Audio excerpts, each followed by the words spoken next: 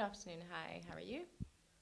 I'm Lungi Morrison, South African Tourism Country Manager for the UK and Ireland, and it's really a delight to be here today to talk to you about the Charlie Boorman Extreme Frontiers Tour of South Africa. Now, Charlie's heading out to South Africa tonight. It's going to be phenomenal for him, Extreme Frontiers, and in particular for South Africa.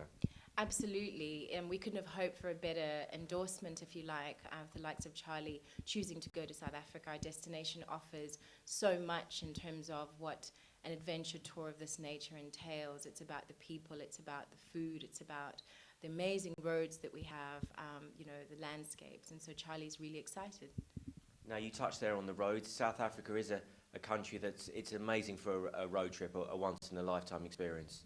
Absolutely. I think that we've undersold our kind of infrastructure. I mean, obviously we won't touch on the World Cup, but roads have been there for a long time, and I've had them compared to roads out in California and in the US. So Charlie's really going to see and experience South Africa anew, the untold sort of stories of our country, the nooks and crannies, if you like, of a destination that I think in the UK people tend to think that they know, and it's fair to say that Cape Town has had its fair share of exposure, but I think what Charlie will enable us to showcase as a destination is just the diversity in terms of variety. Now, he's there for 6 weeks as well, which it's a great opportunity to really get under the skin of South Africa, and as you say, just to get out of Cape Town and discover the wild South Africa, if you like, everything from the garden route to the safaris and the mountains and all the beautiful things you have.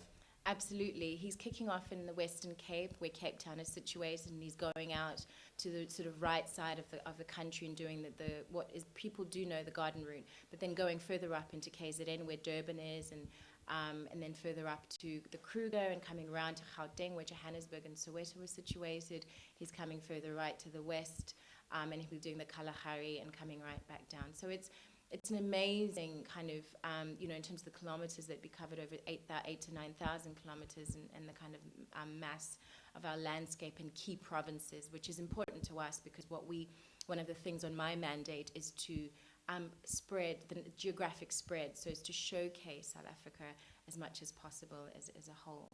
Yeah. And it's something that we at home can all get involved in. It's very much a program that they're inviting us to write in from Twitter or Facebook and other social networking sites to almost shape the itinerary. Absolutely. So it's interactive. I think in this day and age, you couldn't hope for a better opportunity to get people engaged. So Twitter and Facebook and what the digital people term aggregate. So everything is an opportunity, both on Facebook and every platform that you might be on is an opportunity for you to not only hear what Charlie's doing, but actually comment on it and say you want to see more of this, or just really engage the UK audience. And we're really excited as South African Tourism to be part of that. Now, 2010 was a landmark year for the World Cup and changing perceptions of what the outside thought of South Africa and an amazing tourist destination it is. What are your hopes now going forward and building on that momentum and building on all the goodwill that was created through the tournament?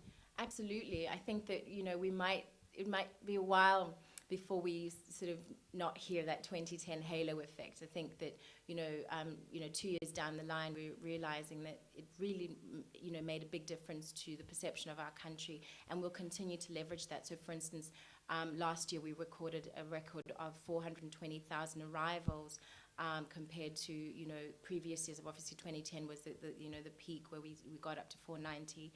But by January this year, we're already seeing, even on the back of the recession, growth in terms of those arrivals. Numbers were up by 8% in January compared to January at the same time last year. So my view and my vision really is that onward growth and upward sort of trajectory despite the recession, despite the fact that from a share of wallet perspective, and we understand the taxes on airline tickets, which strains the consumer in terms of that type of long-haul destination, it's really making it an accessible and exciting holiday decision to make. It's that people have to think a lot harder these days about what they're doing with their money, let alone the holiday. And really, South Africa, once you're there, once you've bought that ticket, is an absolute value for money. And so from a 2010 perspective, we want to show you that there's absolute reason to believe in everything that you saw that 2010 and all of the sporting activities showed. And there's some fantastic places as well to stay, from the safari lodges boutique hotels,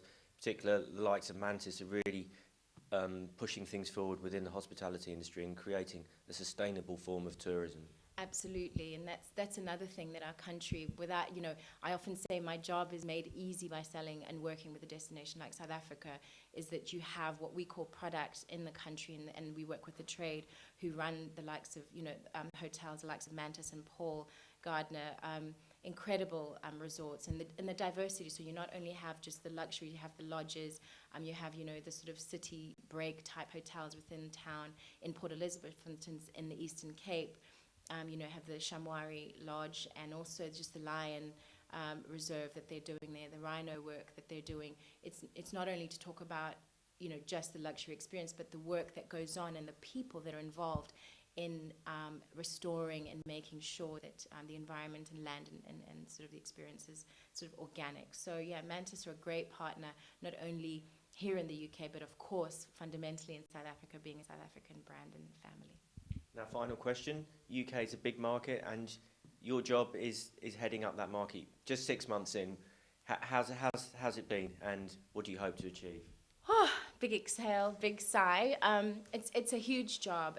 The UK is our core market in terms of the number of markets that we are in our footprint in South African tourism. So it is a big role.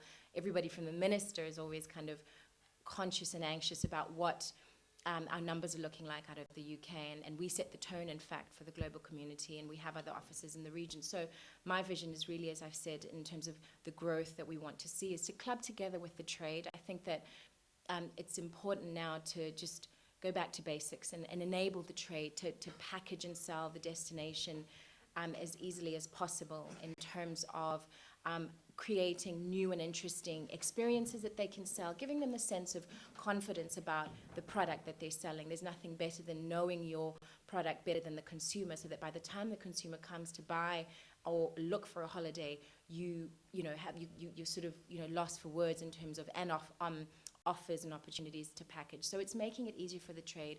It's looking at what we can do with SAA, for instance, from an airline's perspective, to mitigate the risk of further losses, I think, in the airline, from an airline side, but also just the PR work that we have to do. We have so much to do. I think it's, for me, the excitement piece is to reposition South Africa and South African tourism in the UK, because I think that it's an opportunity to rejuvenate ourselves. Okay, Lungi, well, thank you very much for joining us here, and best of luck with Extreme Frontiers. I'm sure it'll be a great show.